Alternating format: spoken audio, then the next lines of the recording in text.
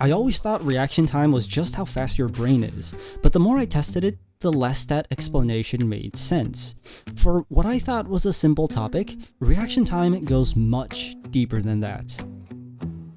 So let's start from the beginning. When people think of reaction time, they think it measures your reflex. Faster reaction equals better reflexes. That's why gamers or athletes are said to have insanely faster reaction time. And well, they usually do. But there's a problem with this assumption. Reaction time isn't the same as a reflex. A reflex is an involuntary response, like when you touch something hot or when you gag. Reaction time tests don't measure reflexes. It measures your anticipation. This was exactly what I noticed when I took the test 50 times. I took the footage and I recorded the delay frame by frame, and this was the data I found. The longer the delay, the faster my reaction. But there's a problem with this. There has to be a cutoff. Like, think about Counter-Strike. If you've ever tried to hold a position long enough, you kind of start to lose focus and your mind drifts away. I wanted to find out where exactly this cutoff was, so I decided to create my own custom test with a custom delay range. For comparison, the human benchmark test ranges between 2.5 to 5 seconds. My custom test ranges from 1 to 15 seconds. So imagine you're holding a position and an enemy could appear between 1 second from now or 15 seconds from now. So I took this test 100 times to get as much info as possible, and here were the results. The trend line was flat. My reaction time didn't improve with longer delays, but it didn't get worse either. It actually oscillated. This was huge.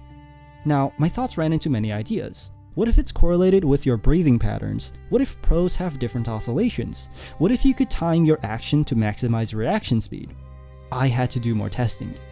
I started to go through videos of Counter-Strike players, and I was trying to figure out if I can tell when exactly pro players begin to anticipate. I looked through their duels to see if I can notice a pattern in the ones they won versus the ones they lost, but I couldn't figure anything out. There was too much guessing and variables to consider, like server desync, so I was kind of stuck. The next day, I decided to do the test again just to see if I would notice anything different. Turns out, it was much more different. This time, there was no oscillation. Something felt weird. The data suggests that there was never an oscillation and I was just hallucinating. But intuitively, I felt like I was doing something different, but I couldn't prove it. So I went back and did the regular human benchmark test and noticed something different. I got slower. I forgot how to anticipate. I was basically autopiloting. But this made no sense. If repetition kills anticipation, how do pros stay sharp in real games? Because real games don't have a fixed delay. Aha! I went back to watching CS players again. This time, I was more focused on their habits instead of their duels. And I noticed two distinct movements. Sometimes a player was constantly moving, other times they would hold a position. And that's when everything clicked.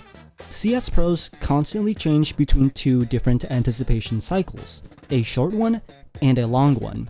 The short cycle was around 500 milliseconds and the long cycle was around 2 to 3 seconds.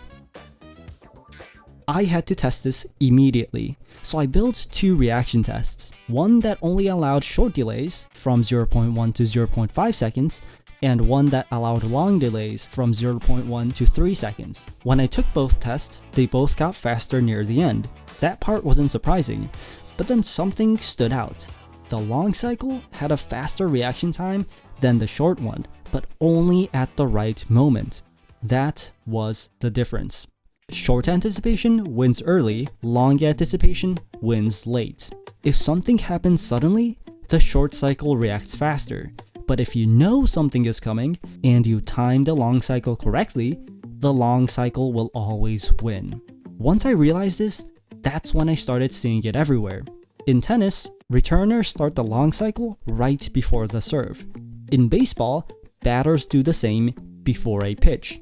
But in ping pong, where the pace is much faster, players bounce on their toes to constantly reset the short cycle. This also explains the oscillation I saw earlier.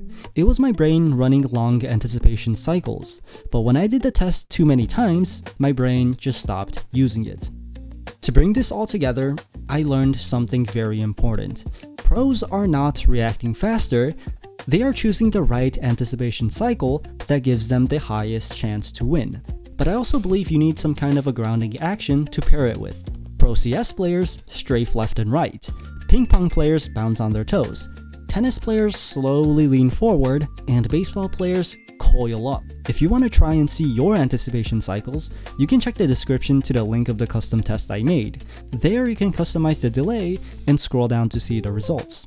Anyways, this experiment changed how I view reaction time. Hopefully it changed how you see it too.